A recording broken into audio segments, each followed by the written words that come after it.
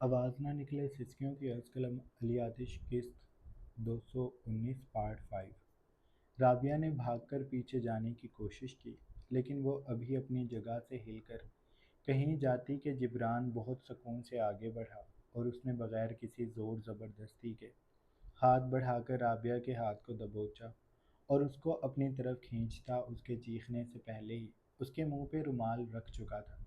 राबिया एक लम्हा छटपटाई और फिर उसका वजूद बेसुध हो गया। उसने अपने वजूद को बेजान सा होते महसूस किया था। दिमाग अंधेरों में डूबने वाला था। उसने आखिरी बात जो सुनी थी वो यही थी कि रागिब के जिब्रान रागिब को बता रहा था कि उसने राबिया को अपने कब्ज़े में ले लिया है। इसके बाद वो कुछ भी न जान सकी थी। चाहकर भी वो बेजान सी हो गई थी। जिब्रान ने राबिया के वजूद को फर्श पे गिराया और फिर दोबारा मोबाइल पे उंगलियां चलाने के बाद उसने फ़ोन कान से लगाया। होटल के कैमरे हैक कर लो, ये फुटेज अभी डिलीट कर देना, उसने कहकर अपने दूसरे आदमियों को बुलाया और फिर वो लोग राबिया को लेकर वहाँ से निकल गए। राबिया का वजूद हवा में झूलता इरफान के लिए एक नया सदमा छोड़कर जा रहा था, जो वो आकर बर्दाश्त भी नहीं कर सकेगा। वो बुझे चेहरे से होटल में दाखिल हुआ था। उसका रुख लिफ्ट की जानिब था और अंदाज मोहतात। अगर कोई शख्स उसे कुछ देर देखता रहता तो उसका माथा ठिनकने लगता। वो उससे फासला बना लेता कि कहीं ये वही लोग न हों जो रागिब ने उन्हें पकड़ने को भेजे हैं। वो बहुत मुश्किल से यहाँ होटल तक पहुँचा था। अब आगे न जाने क्या होगा। सुहेल ने कोई तसल्ली बख्श जवाब नहीं दिया था। इरफान उस पे एतबार करके अब खुद को फंसा हुआ महसूस कर रहा था। वो यही सब सोचता हुआ कमरे के की होल में चाबी डालकर घुमाता अंदर आया तो वो ठिठक गया था। राबिया अंदर नहीं थी। उसने मोहतात निगाह कमरे में डाली, फिर वो आगे बढ़ा। उसने राबिया को पुकारा था, लेकिन वो कहीं भी नहीं थी। इरफान के माथे पे पसीने के कतरे नुमाया होने लगे। उसने कनपटी को मसला और बाथरूम का दरवाज़ा खोला। वहाँ भी राबिया नहीं थी। उसका सांस अटकने लगा। तभी उसका फ़ोन बजा। वो फ़ोन की बेल की आवाज़ से पूरे का पूरा कांप गया। उसने स्क्रीन सामने की। कॉल अनजान नंबर से थी। इरफान का गला घुटने लगा। उसने गहरा सांस भरा और फ़ोन को कान से लगा लिया। ज़रूर तुम अपनी महबूबा को तलाश कर रहे होगे, लेकिन वो तुम्हें नहीं मिलेगी। मसरूर मर्दाना आवाज़ में इतना कहकर वो रुका, फिर आगे बोला, क्योंकि हम उसे अपने साथ लेकर आए हैं ताकि तुम उसे बचाने यहाँ आओ और तुम भी पकड़े जाओ। वैसे तो काफ़ी पुराना सीन है ये, लेकिन कारआमद है। अब ये बताओ कब आ रहे हो हीरो बनकर। जिब्रान की आवाज़ वो अभी तक पहचान नहीं सका था। इरफान के माथे पर पसीना बढ़ गया। कौन कौन हो तुम? इरफान का लहजा बिखर गया। मैं तुम्हारा बाप हूँ। जिब्रान ने इरफान की नकल उतारी, फिर गुर्राया। रागिब चौहान को जानते हो? उनका ख़ास आदमी हूँ जो छुट्टियाँ गुजारने निकला था, लेकिन बॉस को कुछ और मंजूर था, इसलिए छुट्टियों में भी काम थमा दिया। पर खैर, अब ये बताओ कब आ रहे हो? उसने जैसे आजिज़ आकर थोड़ी को खुजाया था। इरफान का दम निकला था। रागिब चौहान नहीं। उसने कर्ब से आंखें मींच लीं। तुम ये सब अच्छा नहीं कर रहे। तुम लोग नहीं जानते मैं आजकल किसके साथ हूँ। सुहेल कामिल तुम्हें नहीं छोड़ेगा, उसने धमकाया। जिब्रान ने नाक से मक्खी सी उड़ाई। उसे भी देख लेंगे। अभी ये बताओ राबिया की ज़िंदगी बचाने आओगे या उसे ले जाएं, फिर तुम्हें लेने आए। इरफान का हल्क खुश्क हो रहा था। उसे एकदम से महसूस हुआ जैसे उसे राबिया से इतनी भी मोहब्बत नहीं है कि वो उसे बचाने चल पड़े। अगर ये लोग राबिया को ले जाएं तो ले जाएं, उसका क्या? औरतों से तो दुनिया भरी पड़ी है, और पैसा देखकर वफा करने वाली औरतें तो वैसे ही वाफिर मिकदार में मिल जाती हैं। तो फिर राबिया के लिए जान जोखम में डालना क्यों डाली जाए? मैं तुम्हें उसके साथ ऐसा नहीं करने दूंगा। जिब्रान ने गोया दूसरी जानिब से सर हिलाया। तो तुम नहीं आओगे? इरफान उसकी बात पे धक से रह गया। तुम्हें कैसे? वो बात मुकम्मल ना कर सका। जिब्रान हंसा। मुझे तुम्हारे लहजे से पता चल गया कि तुम्हारा क्या इरादा है, पर खैर अच्छा है। तुम्हें भी हम उठा लेंगे, तुम बेफिक्र रहो। तुम दोनों की बारात में लेकर जाऊंगा। वो कहकर कॉल काट चुका था। عرفان نے کال کٹتے ہی اپنے بال مٹھیوں میں جکڑ لیے۔ وہ فرش پہ بیٹھتا چلا گیا۔ اس کے دماغ نے کام کرنا چھوڑ دیا تھا۔ وہ کچھ دیر ایسے بیٹھا رہا جیسے اس کے جسم میں جان نہ رہی ہو۔ پھر اس نے تیزی سے سہیل کامل کو کال ملائی۔ کئی بار کال کرنے کے بعد اس نے کال اٹھائی تھی اور عرفان اب کی بار چلایا تھا، وہ لوگ میری گردن تک پہنچ گئے ہیں، تم سوئے رہنا۔ اس کی بات پہ سہیل کامل جو اپنی عالیہ کے ساتھ رات کا کھانا کھا رہا تھا، رومال سے لب تھپکتا کرسی سے اٹھا، مسکرا کر عالیہ کو دیکھا اور پھر قدرے دور جا کر جبڑے بھینچ کر بولا، اپنی اوقات مت بھولو۔ وہ غرایا تھا۔ عرفان رونے لگا تھا۔ وہ لوگ رابعہ کو لے گئے، میں اب پکڑا جاؤں گا، میری موت قریب ہے، تم نے مجھے برباد کر دیا۔ سہیل کے ماتھے پہ بل پڑے، میں سب دیکھ لوں گا۔ عرفان نے سر نفی میں ہلایا، اس کا چہرہ جھک گیا تھا۔ تم بس مجھے مرتے ہوئے دیکھو گے۔ سہیل نے کوئی جواب نہ دیا۔ اس نے سوال کیا تھا، اس نے تم سے رابطہ کیا ہوگا۔ اس کی بات پہ عرفان نے سر کو ہلایا۔ اس کی ابھی کال آئی تھی، وہ بتانے لگا تھا۔ سہیل خاموشی سے سن رہا تھا۔ تم اس سے ملنے جاؤ گے، طریقہ پرانا ہے لیکن کارآمد ہے۔ وہ ہمیں دیکھنا چاہتا ہے تو ہم بھی اس سے ملنا چاہیں گے۔ تم وہاں جاؤ گے، سہیل نے سخت لہجے میں کہا تھا۔ عرفان کا حلق میں سانس اٹک گیا۔ تم چاہتے ہو میں بلی کا بکرا بن جاؤں؟ سہیل نے بے تاثر لہجے میں جواب دیا۔ اگر تم چاہتے ہو کہ تمہاری بیوی زندہ بچ جائے اور تمہارے دشمن بھی پکڑے جائیں تو میری بات مانو۔ عرفان نے پہلو بدلا۔ میں اپنی جان بچانا چاہتا ہوں۔ سہیل اس کی بات پہ تلخی سے مسکرایا۔ تمہاری جان بھی بچ جائے گی، لیکن یہ معاملہ اب میرے لیے بہت پرسنل بن گیا ہے۔ میں اسے دیکھنا چاہتا ہوں، جو دبئی میں رہ کر سہیل کامل سے نہیں ڈر رہا۔ تم وہاں جاؤ گے، اسے کال کرو، اسے کہو تم کسی بھی جگہ آنے کو تیار ہو۔ عرفان نے کچھ کہنا چاہا لیکن سہیل نے بات کاٹ کر، اگر تم ایسا نہیں کرو گے تو بھی میں اسے ڈھونڈ لوں گا، اور جب وہ یہ بات مان لے گا کہ اسے مجھ سے ڈر لگ رہا ہے تو میں اسے چھوڑ کر انعام میں تمہاری لاش دوں گا۔ عرفان کے بدن کے رونگٹے کھڑے ہو گئے۔ یہ تم کیا؟ سہیل نے چبا چبا کر اس کی بات کاٹتے ہوئے کہا، اگر میرے ساتھ بحث مت کرو، میرے ساتھ بحث مت کیا کرو، وہ کرو جو میں کہہ رہا ہوں، اسے کال کرو اور جگہ پوچھو، میں تمہارے ساتھ جاؤں گا۔ اس نے کہہ کر کال کاٹ دی تھی۔ عرفان کا وہ ایک نئی مصیبت میں ڈال چکا تھا۔ عرفان پورے کا پورا کانپ رہا تھا۔ زیبا اور اس کے درمیان اس رات جو کچھ ہوا، اس کے بعد زیبا اس سے الگ ہو گئی تھی۔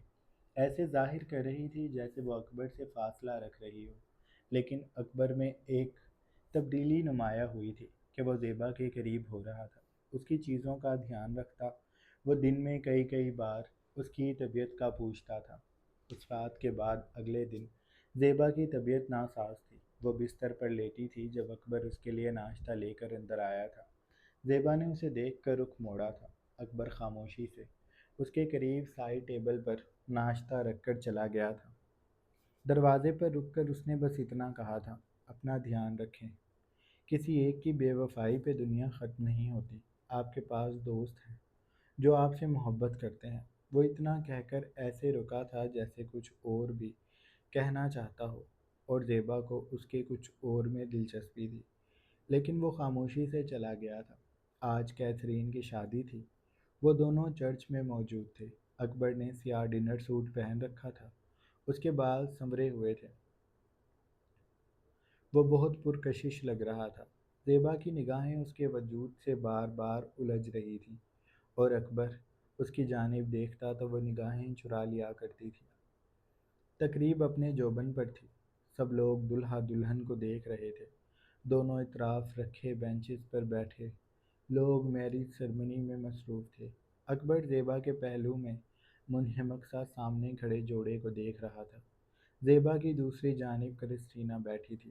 اس کی بھی نگاہیں بظاہر کیتھرین کی جانب تھی، لیکن تبھی اس نے زیبا کی کونی کو اپنی انگلی سے ہلایا تو زیبا نے چونک کر اس کی جانب دیکھا۔ کرسٹینا کے چہرے پر مسکراہٹ بکھری ہوئی تھی۔ وہ زیبا کے کان کے قریب ہوئی۔ سفید کھلی اسکرٹ نما فراق میں ملبوس زیبا، سفید ہیرے کانوں میں ڈالے، اپنے شولڈر کٹ بالوں کے ساتھ گہرے میک اپ میں پرکشش لگ رہی تھی۔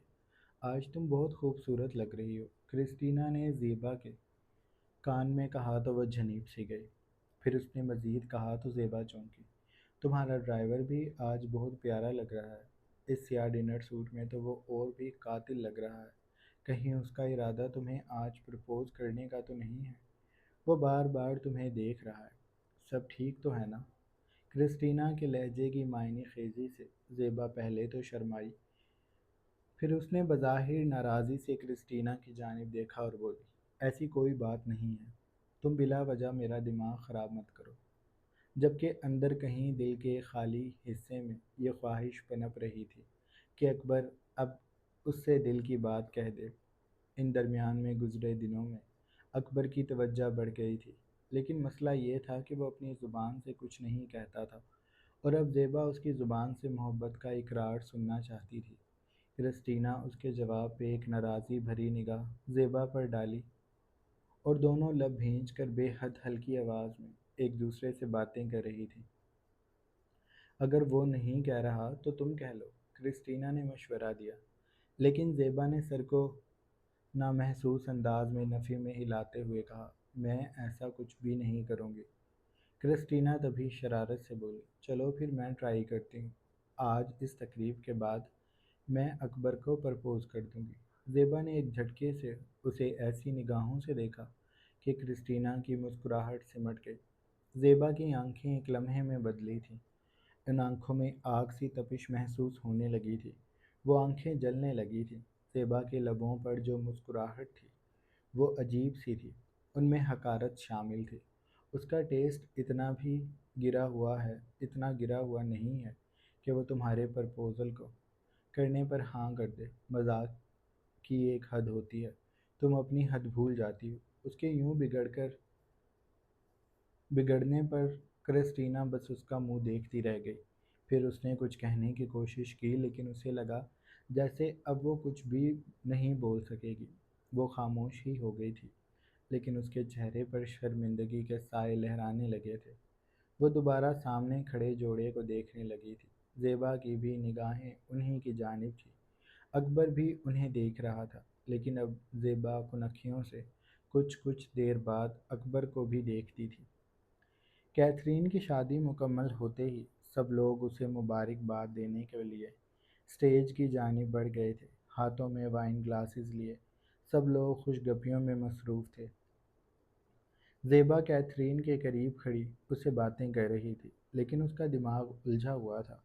کچھ دیر پہلے اکبر اس کے برابر کھڑا ہوا تھا، لیکن جیسے ہی شادی مکمل ہوئی اور سب لوگ کھڑے ہوئے وہ اچانک سے غائب ہو گیا۔ اور اب زیبا بار بار اسے ہی تلاش کر رہی تھی۔ کیتھرین نے اس کی الجھی متلاشی نگاہوں کو دیکھا تو آہستہ سے اس کے ہاتھ کو تھامتے ہوئے دباؤ دیا۔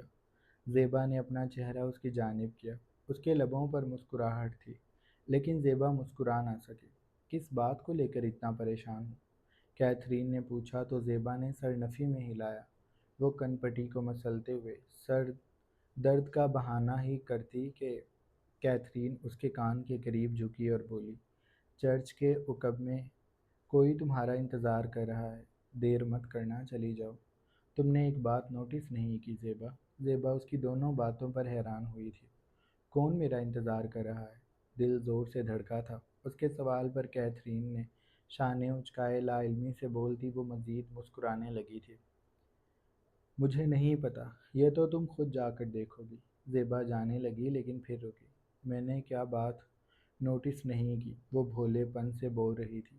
کیتھرین اس کے گال پر ہتھیلی رکھی اور بولی، یہ بھی تمہیں وہاں جا کر پتہ چلے گا، اب جاؤ، وہ تمہارا انتظار کر رہا ہوگا۔ زیبا کا دل بری طرح دھڑکنے لگا تھا، یوں لگ رہا تھا جیسے وہ سینہ چیر کر باہر آ جائے گا۔ کیتھرین اس کے یوں کھڑے رہنے پر اس کی کوہنی پر دباؤ دے کر بولی، تم دیر کر رہی ہو، اب چلی بھی جاؤ۔ اس کا یہ کہنا تھا کہ زیبا اپنے ہاتھ میں موجود گلاس کو میز پر رکھتی پلٹی اور اپنے فراق کو دونوں جانب سے تھام کر اونچی ہیل کے ساتھ سہج سہج کر عجلت میں قدم اٹھاتی چرچ سے باہر نکل گئی۔ کینیڈا کے آسمان پر ستارے بکھرے ہوئے تھے، ماحول میں خنکی تھی اور چاند چرچ کے مینار کے عین اوپر تھا۔ اس کی چاندنی ہر طرف پھیلی ہوئی تھی۔ خاموش سڑکوں پر ہوا دھیرے دھیرے چل رہی تھی۔ زیبا کے باہر آتے ہی سرد ہوا کے جھونکے نے اس کے بالوں کے ساتھ چھیڑ چھاڑ کی تو وہ بال اٹکیلیاں کرتے اس کے چہرے پر آ گئے۔ اس نے بالوں کو سمیٹا، ادھر ادھر دیکھا، پھر وہ پلٹی اور چرچ کے عقبی حصے کی جانب بڑھ گئی۔ جیسے جیسے وہ قریب ہو رہی تھی اس کا دل اور شدت سے دھڑکنے لگا تھا۔ جب وہ چرچ کے پیچھے موجود اس اداس باغ نما حصے میں داخل ہوئی تو اس کے قدم جیسے تھم گئے تھے۔ ہوا کے دوش پر اس کے بال لہلہا رہے تھے، اس کا فراق اڑ رہا تھا، لیکن وہ خود ساکت تھی۔ اس کی نگاہوں کا زاویہ اس جانب تھا جہاں وہ سیاہ ڈنر سوٹ میں ملبوس مرد اس کی جانب پشت کیے کھڑا تھا۔ اس کے ہاتھ میں سفید پھولوں کا گلدستہ تھا۔ یہ وہی پھول تھے جو کیتھرین نے دلہن بنے ہوئے تھام رکھے تھے۔ وہ جان گئی تھی کہ سامنے کھڑا مرد اکبر کے علاوہ کوئی اور نہیں ہے۔ تبھی جیسے اکبر کو محسوس ہو گیا کہ زیبا اس کے پیچھے آ گئی ہے تو وہ بہت آہستہ سے پلٹا۔ جب اس کی نگاہوں نے زیبا کے وجود کو اپنے حصار میں لیا تو زیبا کا دل سست روی سے دھڑکنے لگا۔ زیبا اپنی جگہ پر کھڑی رہی، اس میں ہلنے کی بھی سخت باقی نہیں رہی تھی۔ ہوا ویسے ہی چل رہی تھی، آسمان کے تارے جیسے سمٹتے ایک جگہ آ کر کھڑے ہو گئے تھے۔ چاند کی چاندنی بڑھ گئی تھی، چرچ کی ساری اداسیاں دور ہونے لگی تھی۔ اکبر کے ہاتھ میں موجود جو پھول تھے ان کی خوشبو بڑھتی فضا میں گھلنے لگی اور زیبا کی سانسوں کے ساتھ اس کے وجود میں اترنے لگے۔ اکبر قدم قدم چلتا زیبا کے سامنے آیا۔ زیبا کے بال اڑ اڑ کر اس کے چہرے پر آ رہے تھے۔ اکبر خاموشی سے اس کے چہرے کو دیکھتا رہا، پھر اس نے گلا کھنکارا اور ہاتھ بڑھا کر اس نے زیبا کے چہرے پر آئی زلفوں کو اس کے کان کے پیچھے کیا۔ تو زیبا نے اس کی انگلیوں کے لمس کو محسوس کرتے ہوئے بے ساختہ آنکھوں کو موندا تھا۔ میں نہیں جانتا کہ میرے اس قدم کے بعد میرا انجام کیا ہوگا، اکبر نے کہنا شروع کیا۔ اس کا بھاری لہجہ زیبا کی سماعتوں سے ٹکرا رہا تھا۔ زیبا نے آنکھوں کو میچ لیا تھا، اسے یہ سب خواب سا لگ رہا تھا۔ اکبر کی آواز برابر اس کے کانوں میں سنائی دے رہی تھی، لیکن میں اب خود کو مزید روک نہیں پا رہا۔ میرا انجام کچھ بھی ہو، لیکن اب میں اپنے دل میں یہ جذبات مزید نہیں چھپا سکوں گا۔ تبھی اکبر کا ہاتھ زیبا کے کاندھے سے پھسلتا اس کی کلائی اور پھر اس کی انگلیوں میں الجھ گیا۔ زیبا نے آہستہ سے آنکھیں کھولی تھیں۔ اکبر اس کے سامنے ایک گھٹنے پر ہو کر بیٹھا، پھولوں کا گلدستہ اس کے سامنے کیے ہوئے تھا۔ میں آپ سے شادی کرنا چاہتا ہوں۔ میں اپنی اوقات سے بڑھ کر آپ سے مانگ رہا ہوں، لیکن میں آپ سے محبت کرتا ہوں۔ میں آپ کو پوری زندگی خوش رکھوں گا، آپ کے ہر دکھ کو اپنے اندر سمیٹ لوں گا۔ مجھ سے آپ کی اداسی دیکھی نہیں جاتی، میں آپ کو کبھی اداس نہیں ہونے دوں گا۔ میں آپ سے وعدہ کرتا ہوں، آپ میرے ساتھ ہمیشہ خوش رہیں گی۔ میری محبت کو ایک موقع دے دیں، مجھے انکار مت کیجیے گا۔ اتنا کہہ کر اس نے زیبا کے ہاتھ کو آہستہ سے چھوڑا۔ گلدستے کو اپنے گھٹنے میں پھنساتا وہ کوٹ کی جیب سے ایک مخملی نیلی ڈبی نکال چکا تھا۔ اسے کھول کر اس نے زیبا کے سامنے کیا تو اس میں چمکتی ہیرے کی انگوٹھی زیبا کی آنکھوں کو روشن کر گئی۔ یکا یک زیبا کی آنکھیں بھیگ گئیں، اس کے لب لرزنے لگے تھے، اس کا پورا وجود کپ کپانے لگا تھا۔ اسے ابھی تک یقین نہیں آ رہا تھا کہ یہ سب حقیقت ہے۔ وہ جس چیز کا اتنے دنوں سے انتظار کر رہی تھی وہ اسے یوں آج رات ملے گی، اسے امید نہیں تھی۔ اکبر اس کے سامنے انگوٹھی کی ڈبی لیے بیٹھا تھا، اس کی آنکھوں میں امید تھی، آس تھی، محبت تھی جو زیبا اتنے دنوں سے دیکھتی آ رہی تھی۔ کیا آپ میری محبت کو ایک موقع دیں گی؟ مجھے انکار مت کیجیے گا، میں آپ کو خوش دیکھنا چاہتا ہوں، میں بھی خوش رہنا چاہتا ہوں۔ لمحے ان دونوں کے درمیان جیسے سست پڑ گئے تھے۔ ہوا دھیرے دھیرے سرسراتی اطراف میں چلتے درختوں کو لہلہا رہی تھی۔ چاند زیبا کے سر پر آ گیا تھا، اس کی روشنی بڑھ گئی تھی۔ ان ان دنوں کے علاوہ جیسے اس دنیا میں اور کوئی بھی باقی نہیں رہا تھا، سب کچھ فنا ہو گیا تھا۔ زیبا متحیر سی کھڑی تھی، پھر آہستہ آہستہ اسے اس لمحے پر یقین آنے لگا۔ اس کی آنکھوں سے آنسو بہتے گالوں پر لڑھکے تو اکبر جلدی سے کھڑا ہوا۔ اس نے ہاتھ بڑھا کر انگوٹھے سے ان آنسوؤں کو صاف کیا تو زیبا نے دوبارہ آنکھوں کو میچ لیا۔ یہ خواب نہیں تھا، یہ حقیقت تھی۔ اکبر سچ میں اسے محبت دینا چاہ رہا تھا۔ اکبر نے اپنے دل کی بات کہہ دی اور اب زیبا کو بھی دیر نہیں کرنی چاہیے۔ اس نے اپنی بھیگی بھیگی آنکھوں کو اکبر کے چہرے پر جمایا اور کپکپاتے لبوں سے گویا ہوئی، میں تیسری بار کسی مرد سے دھوکہ برداشت نہیں کر سکوں گی۔ اگر تم بھی مجھے بعد میں برباد کرنا چاہتے ہو تو میں تمہیں انکار کر رہی ہوں، کیونکہ میں اب اپنی زندگی پرسکون جینا چاہتی ہوں۔ میں نے بہت دکھ دیکھے ہیں، میں اب مزید دکھ جھیل نہیں سکوں گی۔ اگر میں مزید دکھ میں مبتلا ہوئی تو شاید میں وہ ابھی مزید بولتی کہ اکبر نے اس کے لبوں پر انگلی رکھی، سر کو دائیں بائیں ہلاتے ہوئے اس کے چہرے کے قریب ہو کر اپنی انگلی کو ہٹا کر اس نے زیبا کے گال کے اوپر ہتھیلی رکھی اور اپنی پیشانی کو زیبا کی پیشانی سے جوڑ لیا۔ ایسی باتیں مت کریں، میں آپ کو ہمیشہ خوش رکھوں گا۔ آپ میری محبت پر ایک بار اعتبار کر لیں پلیز۔ اس کے لہجے میں سچائی تھی۔ زیبا کو اس سچائی پر یقین آنے لگا تھا۔ وہ وقت کو مزید برباد نہیں کرنا چاہتی تھی، اسی لیے اس نے دھیرے سے اپنا ہاتھ اکبر کے حوالے کیا۔ اکبر چونکا تھا۔ مجھے یقین نہیں آ رہا کہ آپ نے میری محبت قبول کر لی۔ اس نے ڈبی سے انگوٹھی نکال کر زیبا کی انگلی میں ڈالی اور پھر اگلا لمحہ ملکیت کا تھا۔ وہ شاید خود کو یقین دلانے کے لیے زیبا کو اپنی باہوں میں سمیٹ چکا تھا۔ اس کے پرفیوم کی خوشبو جو اس کی مردانہ خوشبو کے ساتھ گھل کر ایک عجیب سی فسو خیز مہک میں بدل گئی تھی، زیبا کے اندر اترنے لگی۔ اکبر کے وجود کی گرمی، اس کے مضبوط اعصاب، اس کے کثرتی بازو جن کے حصار میں زیبا کھڑی تھی، وہ اس کا کشادہ سینہ جس میں زیبا چھپ سی گئی تھی، وہ سب اب زیبا کا تھا۔ یہ مرد زیبا کا تھا۔ اسے اس کے نصیب کی محبت مل گئی تھی اور اب یہی محبت اسے انجام تک لے کر جاری ہے۔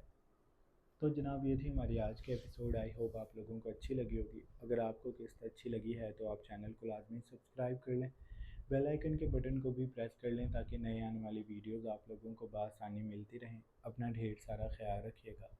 بہت جلد ایک نئی قسط کے ساتھ حاضر ہوں گے۔ اللہ حافظ۔